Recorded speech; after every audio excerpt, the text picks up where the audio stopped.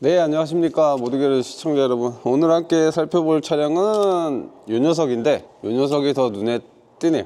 그러니까 G박엔 구형을 구하려고 했는데 구한 게 이 녀석 G500 4x4를 구해서, 하체가 이제 얘가 구형이고 얘가 신형입니다. 얘는 22년식의 마그노 히어로 에디션이라 그래서 3억입니다. 3억 가까이 하는 차량인데, 3억이라는 가격이면 이제 벤테이가랑 우루스를 살 수가 있어요. 근데 이 녀석이 팔리는 이유는 이제 40년 넘는 전통성, 그리고 가격 대비 가치를 논하기가 조금 어려운 모델이 요 G박엔 모델이에요. G박엔만의 포스랑, 그리고 이 사치스러움의 끝이라고 해야 되나? G박엔 중에서도 제일 기본 모델 2억 초반대가 아니라 마그노 히어로 에디션이라 그래갖고 이제 차량 가격만 2억 9,410만원. 그래서 취등록비 하면 3억 3천, 3억 2천이 되는 거지, 거의. 저라면은 벤테이가나 우루스를 살 것 같고, 아니면 GLE를 한 대 사고, 데일리카를 한 대 더 살 수 있는 금액입니다. 그래서 이 마그노 히어로 에디션 같은 경우에는, 흰색 같은 경우는 티가 안 나는데, 이제 녹색이랑 주황색 차량이 있어요. 매트한 컬러를 가지고 있는데, 걔는 구별이 쉬운 게 이 범퍼랑 펜다, 그리고 천장이 무광 블랙이 들어가요. 이 녀석은 이제 이 라이트 베젤이 블랙, 그리고 깜빡이 블랙, 그리고 AMG 로고 블랙, 벤츠 로고 블랙,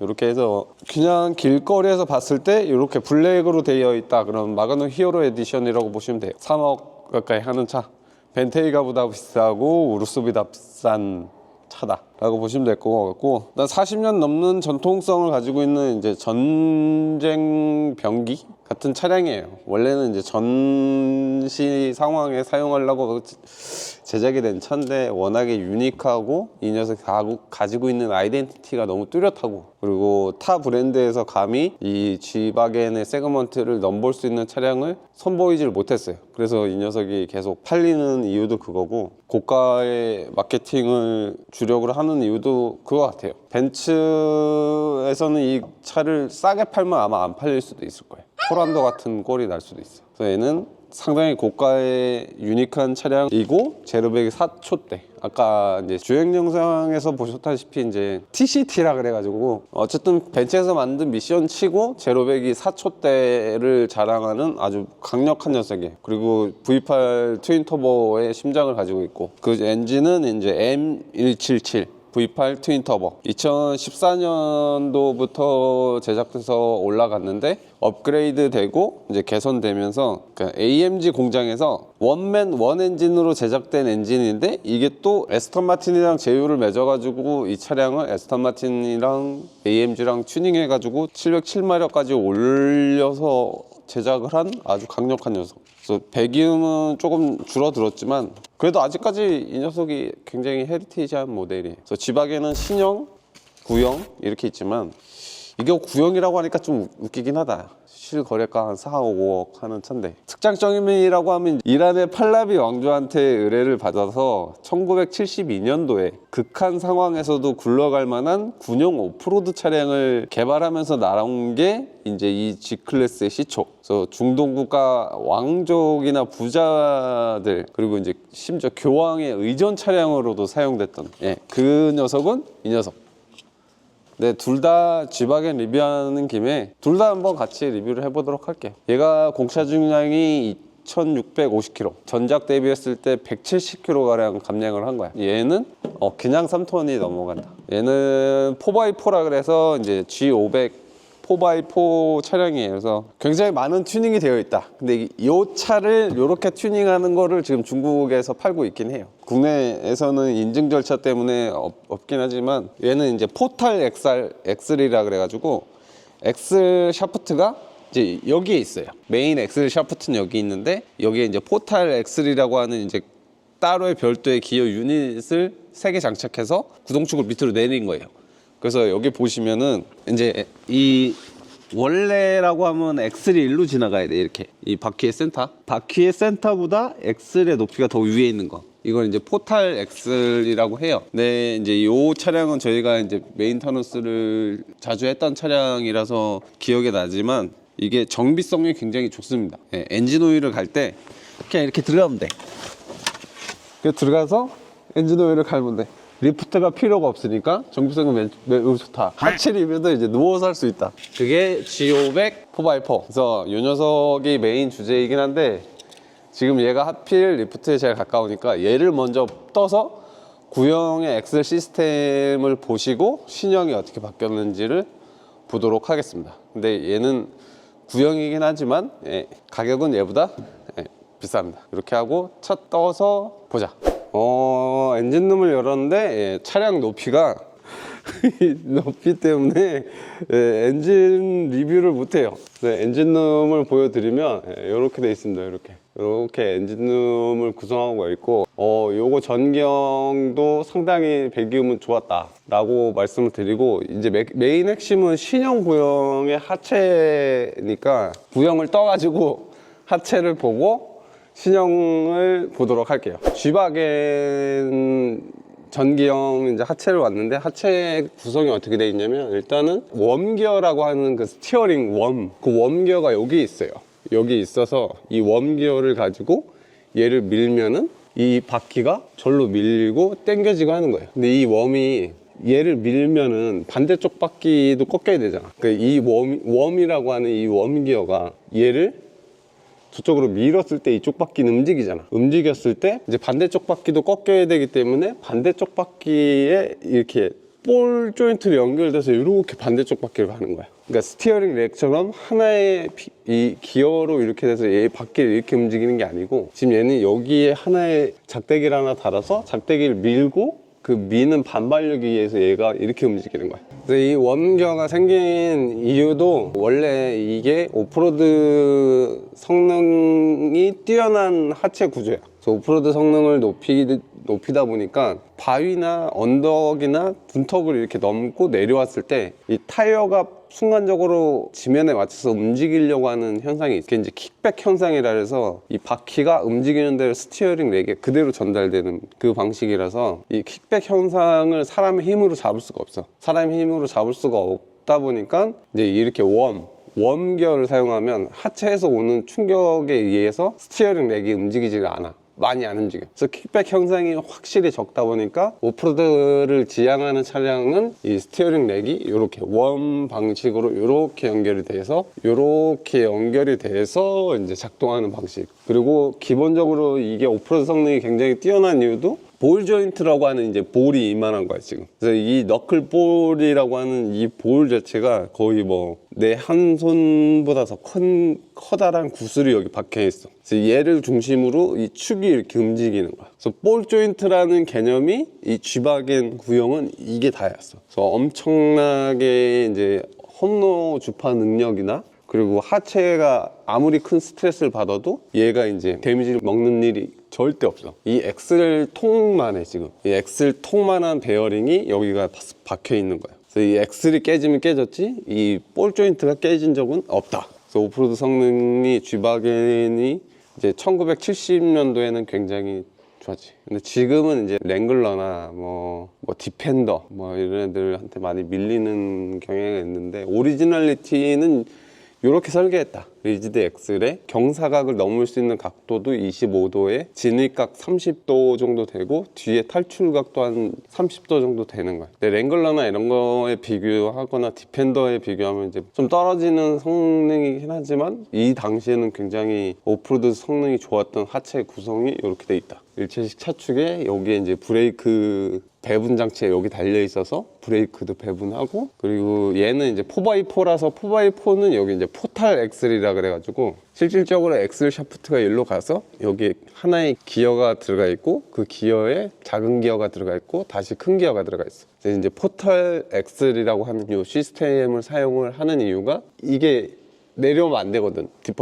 디퍼런셜이 얘의 중심축이랑 같아져 버리면 이 오프로드 성능이 떨어져. 얘가 낮아지니까. 그래서 얘를 위로 올리고 여기에 기어를 2개 달아서 포탈 엑셀이라는 시스템을 사용하는 게 이 4x4. 그리고 요 쇼기 총 8개 들어가는 거지. 이 4x4는 저렇게 두 개가 있어. 하나는 컴포트를 지향하고 우리가 아까 방지턱 넘을 때 그런 승차감 영역을 담당하고, 하나는 이제 전자식 댐퍼가 달려 있어서 스포츠 성능을 높이는, 조금 하체를 단단하게 하는 스포츠 성능의 댐퍼, 컴포트한 댐퍼, 이렇게 두 개 쓰는 게 이제 4x4.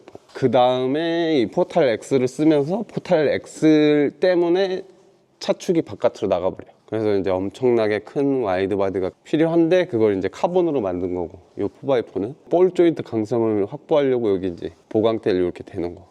일반적인 G박에는 이게 없다. 이 포탈 엑셀이 없고 여기에 바로 휠이 물리는 형상, 이렇게 보시면 될 것 같아요. 그래서 제일 특이하게 지금 장점을 봐야 되는 게 이 웜기어 방식의 이 스티어링 덱, 그리고 일체식 차축. 일체식 차축이라고 하면은 프레임 바디, 이게 프레임이고 이게 승객석이랑 구분을 하기 위한 볼트야. 그래서 엄밀히 따지면 얘는 프레임 위에 엔진 파워트레인이 올라가 있고, 그 프레임 위에 승객석이 배치된 형태. 그래서 W21의 형태도 아니고, 이 프레임 바디에 서스펜션이 다 고정돼 있고 W21이 아니야. 이게 제일 핵심적으로 봐야 돼. 이게 구형 G바겐이 이렇게 생겼다. 그리고 프레임 바디도 이렇게 프레임이 좁은 형태의 사다리꼴로 이렇게 배치돼 있고, 이제 센터 TC라고 하는 것도 오프로드 성능 때문에 여기에 있어. 보통 일반적인 차는 미션 쪽에 이제 TC랑 그걸 구별하는데, 얘는 TC도 가운데. 그래서 여기서 이제 앞쪽 구동력을 앞뒤로 배분할 건지 말 건지 그걸 정하는 TC가 여기 가운데 있다. 근데 TC가 거의 뭐 미션만 한. 그래서 이게 가장 특장점. 이게 가운데 있는 이유도 이 프로펠러 샤프트가 저 앞쪽에 있으면 여기의 지상고가 낮아져. 그래서 오프로드 성능 때문에 얘를 중간에 놓는 게 요 성능. 그리고 뒤에도 이렇게 리지드 엑셀이 독립적으로 움직일 수 있는데, 단점은 이제 한쪽이 들렸을 때 반대쪽이 캠버가 같이 변하는 단점이 있어. 그러니까 여기가 이렇게 들리면 이쪽이 네거티브 캠버라 해서 이제 플러스 캠버로 바뀌는 거야. 그래서 축이 이렇게 움직이니까 이 바퀴가 같이 이렇게 움직여. 요게 이제 요 리지드 엑셀 일체식 차축의 단점. 더더욱 더 그쪽으로 치우치려고 하는 경향이 있어요. 요게 이제 구형 G바디는 다 이렇게 돼 있어요. 구형 G박에 뒤에도 이제 포탈 엑셀이라고 하는 장치가 이렇게 달려 있다. 근데 요 4x4는 요 엑셀에서 이제 누유가 되는 게 좀 비일비재한 고질병. 그래서 얘도 앞쪽 보면은 여기에 이렇게 누유가 있어. 근데 요 밑으로 누유가 있으면 이 케이스를 오버홀 해야 돼. 안에 가스켓이랑 다 갈아야 돼. 근데 얘는 이미 우리가 한번 오버홀 했어. 주행거리가 짧지만 오버홀을 한 차량이다. 이렇게 하고 신형으로 엔진룸에 왔는데, 이제 엔진을 쉽게 볼 수가 있어요. 이렇게 순행식 ECU, 은색 라인에 이제 물이 들어가서 ECU를 냉각하는 장치. 그래서 컴퓨터에서도 요새 많이 쓰는 방식인데, 순행식 ECU는 이제 벤츠가 대대적으로 많이 쓰는 것 같아요. 원래 공냉식이었다가 순행식이었다가 다시 저 방식, 공냉과 순행을 겸하는 방식으로 가고 있어요. 그래서 여기 ECU를 냉각하기 위한 별도의 라인이 또 있어요. 그래서 엔진은 M177 엔진이라서 이제 V8 트윈 터보 가솔린 엔진. 그래서 방금 봤던 4x4랑 엔진의 이제 형식은 같다. 2014년도 이제 W205 C63 AMG부터 탑재되기 시작해가지고 메르세데스 AMG 공장에서 1인 전담 체계, 그러니까 원맨 원 엔진을 하고 있던, 원래 55 AMG부터 시작했던 이제 요 원맨 원 엔진의 이제 제작자, 독일인이네요. 그래서 뭐라고 읽어야 될지 모르겠어. 코카켈킬. 어쨌든 그 사람이 만든 엔진이다. 그래서 원맨 원 엔진으로 유명한 AMG 엔진이 탑재되어 있고, 요 엔진은 다른 이제 63 AMG를 촬영하면서 많은 히스토리를 이야기했던 것 같은데, 안 찍었나? 근데 우리 저것도 찍었잖아. 에스턴 마틴 뱅큐시. 걔랑 같은 엔진이거든. 엔진이 똑같은 스펙의 엔진이라서 뭐 크게 이색적인 건 없어요. GPF 장착되는 거랑 뭐 배기음 감소되는 거랑 그런 거 말고, 얘 엔진에 좀 특이한 거는, 궁금하신 거는 댓글 남겨주세요. 벤티지 걔처럼 이제 웨스턴프 방식을 사용하고 있어요. 이렇게 하고 엔진룸은 간단히 끝났으니까 더 풀까? 마그노 히어로 에디션 휠인데 이제 22인치 휠이에요. 그리고 앞 타이어가 295 40 22인치예요. 295 사이즈의 패턴을 쓰다 보니까 보셨다시피 발진 가속 능력이 진짜 뛰어나. 거의 뭐 에스턴 마틴 뱅키식 저리 가라였어. 발진 가속 능력은 솔직히 말해서 거의 뭐 웬만한 슈퍼카나 스포츠카 이상의 발진 가속 능력을 보여줘요. 토크 전달 능력도 그렇고. 근데 신형이 오면서 여기 보면 위시본이 생겼죠. 위시본이 생겨서 엄밀히 따지면 이제 더블 위시본. 더블 위시본의 차체인데 이 모노코크 프레임처럼 이제 다이캐스팅으로 찍어낸 게 아니고 하나하나씩 철판을 용접한 형태로 이렇게 위시본을 잡고 있어요. 근데 이 잡고 있는 그게 결국에는 이 프레임 바디로 내려간다. 프레임 바디랑 연결되기 때문에 얘도 프레임 바디의 차체라고 보시면 되고, A필러랑 뭐 차체 이제 모노코크 프레임이라고 할 수 있는 위에 언더바디는 다 보강이 되어 있는 신형 차대예요. 강성이나 이런 게 매우 뛰어나게 높였고 전작 대비 170kg 이상 줄였다. 그것만 이제 핵심적으로 생각하시고 하체로 내려가 보도록 할게요. 근데 하체로 내려가기 전에 아까 봤던 센터 TC가 얘는 없죠. 하체로 내려가죠. 하체로 왔는데 하체에서 이제 제일 이색적인 거는 위시본이 하나 더 있다는 거. 그리고 순정이 오프로드 능력 때문인지 몰라도 얘 언더 코팅이 돼 있어요. 언더 코팅이 근데 그 두꺼운 게 돼 있는 게 아니고 왁스 같은 이렇게 그냥 벗기면 벗겨지는 재질로 되어져 있고, 이렇게 언더 왁스라 그래야 되나? 하여튼 그런 걸로 도포되어 있고, 제일 이상적인 건 아까 봤던 그 수류탄이나 이 대포를 맞아도 버틸 것 같은 이제 볼 조인트가 이렇게 소형화돼 버렸어요. 소형화돼 버리고 볼 조인트가 없고 드라이브 샤프트가 바로 갖다 박히는 타입. 그래서 일체식 차축 형태가 아니고 독립 평가 방식으로 이제 바뀐 거예요. 그래서 승차감이 전 세대 G바겐보다 이 녀석이 승차감이 월등히 좋은 이유도 좌우측 이제 독립 제어를 할 수 있는 방향으로 바뀌었기 때문이다. 근데 이제 좀 단점이라고 하면은 이 G바겐으로 전용으로 설계된 하체 같은 느낌이 없지. 여기가 이제 갭이 10cm 이상 나다 보니까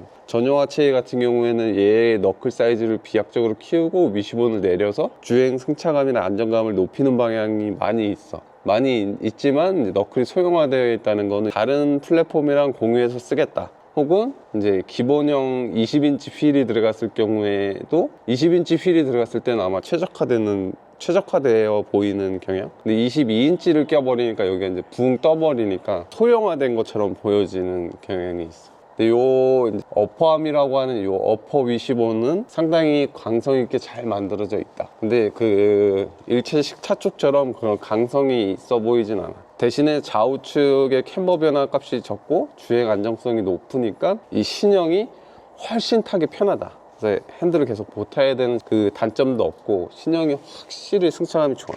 그 연비도 더 뛰어나고, 전작은 진짜 풀로 때려 밟으면 1km대도 볼 수 있거든. 그런 구동력 저항이나 구동 요소도 적다 보니까 또 전작 대비 170kg 가벼워졌고, 그래서 연비가 조금은 나은 모습을 보여주고, 치고 나갔을 때 안정감도 구형보다 확실히 좋아. 그래서 무조건 신형이 도시명 SUV나 그 약간의 오프로드 성능을 추구하는 방향에서는 이 신형이 더 낫다. 그리고 구형도 오프로드를 뛰는 차량이지만 오프로드 주행을 안 했지 대부분. 2억이 넘는 차를 가지고 오프로드를 뛴다는 게 사실 말이 안 되니까. 근데 이제 신형은 이런 왁스 같은 거를 엄청 도포해놨어. 뭐 물에 들어가고 나오고 이랬을 때 이런 하체나 이런 부식이 없게. 그래서 오프로드의 지향점은 잘 잡고 가고 있는 것 같다. 다만 요 이제 타이로드 엔드가 최앞단에 있고 장애물을 만났을 때 제일 먼저 부러지는 위치에 있어가지고 전통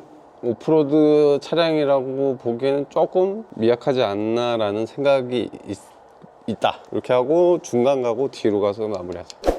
중간으로 가기 전인데 이제 바로 트랜스미션이에요. 트랜스미션에서 트랜스퍼 케이스 TC가 여기 있고, TC에서 앞으로 차륜을 보내서 앞쪽 이제 디퍼런셜 장치로 보내는 거. 근데 앞에 디퍼런셜이 엔진보다 앞에 있는 건 조금 이제 오프로드에 맞춘 포커싱이라고 볼 수가 있습니다. 근데 이 중간에 원래 구형 같은 경우 TC가 여기 있었죠. 여기 정 가운데 있어서 이 드라이브 샤프트의 경사각이 이렇게 심하지가 않았어요. 그래서 드라이브 샤프트 경사각이 매우 밑으로 내려가 있다 보니까 고속 주행을 할 때 이 드라이브 샤프트가 수직으로 되려고 하는 성향 때문에 이 알 수 없는 진동이랑 차가 이 펴지려고 하는 그 관성 때문에 저항이 좀 있다. 그래서 이 드라이브 샤프트의 경사각을 이거보다 줄이려면 이 트랜스퍼가 구형처럼 이 중앙으로 와야 돼. 중앙으로 오면은 경사각을 많이 줄일 수가 있습니다. 이 녀석은 이제 신형 엔진의 신형 미션, 신형 나인지트로닉 같은 미션이 들어가 있고, 뒤에 오면은 이제 기름 탱크가 양쪽으로 이렇게 분산되어 있는 구조. 그래서 이 드라이브 샤프트를 완전히 이렇게 포섭하는 형태로 연료 탱크가 보관되어 있어요. 프레임은 프레임 바디에 위에 이제 차체 따로, 승객석 따로 구별이 되어 있는 프레임 바디인데, 이 고정하는 고정 형태가 조금 특이해요. 아까 구형처럼 여기서 볼팅을 하거나 그런 마운팅 자리가 보이질 않아요. 그래서 위에서 아래로 하는 게 아닐까라는 그냥 추측을 합니다. 보통은 밑에서 위로 하는데 얘는 위에서 아래로 하는 형태 같아요. 그 뒤쪽으로 오면은 뒤에는 똑같이 이제 일체식 차축을 띄고 있는데, 전작이랑 다르게 이 트레일링 암이라고 하는 게 이제 길이가 짧죠. 여기에 아주 커다란 전자식 감음형 댐퍼가 들어가 있는데, 이제 AMG 댐퍼가 적용돼 있다. 뒤쪽도 이제 일체식 차축이라서 이 좌우측에 이제 캠버 변화값이나 이런 건 똑같이 느낄 텐데, 나 이거 바뀌었을 줄 알았는데 안 바뀌었네. 그래서 신형도 뒤에는 일체식 차축으로 가져가고 있는데, 트레일링 암이라고 하는 요 암의 길이가 좀 짧아졌다. 그 뒤에 디프 케이스는 좀 커졌다. 그리고 이 알 수 없는 이거 엄청나게 코팅을 해놨네, 왁스 같은 거는. 그래서 뭐 전작 대비했을 때 퀄리티는 앞쪽은 진짜 완전 다른 차가 됐고, 뒤쪽은 거의 비슷한 차. 이 드라이브 샤프트의 경사각이 너무 세다. 샤프트가 펴지려고 하는 그 성질이 있지 않을까. 아니면 이 TC를 기울인 걸 수도 있겠네. 뒤쪽으로 기울여서 설계를 한 것 같아.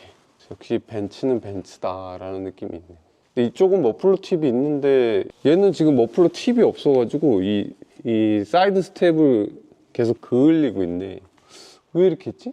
근데 이 가변 밸브가 여기 달려 있어서 가변 밸브가 열렸을 때 그냥 이 바닥으로 배기가스를 다 버리는 거네. 실내로 조금 배기가스가 유입되지 않을까 걱정은 된다. 그 뒤쪽 와서 뒤에 일체식 차축은 그냥 다 풀스틸에 위아래로 잡고 있는 제트링크 방식의 일체식 차축을 사용하고 있네. 오프로드는 제가 비전문입니다. 그래서 짧은 지식이니까 좀 많은 분들이 댓글로 알려주시면 좋겠어요. 왜 이런 방식을 쓰는지부터. 그 뒤에도 이제 언더커팅을 싸제한 것처럼 저렇게 흩날려서 칠해져 있어요. 이 견인 스트랩이라고 해야 되나? 이거는 엄청 튼튼하게 잘 고정되어 있네. 여기에 이제 연결을 하는 것도 다 이게 손정이라니까 잘 만들어진 것 같아. 그래서 내려서 아우트로 찍고, G63 AMG 마그노 히어로 에디션 2억 9,400만 원, 3억짜리 G바겐 짧게 살펴봤는데, 뭐 그냥 헤리티지를 잘 지키고 있는 것 같아요. 40년 역사 동안 벤츠가 이제 G바겐을 만들어 오고 팔아오면서 그 헤리티지는 버리지 않은 것 같아요. 그래서 이게 1세대랑 지금 나온 거랑 이 문소리가 똑같아. 이 카메라 셔터음 같은 거,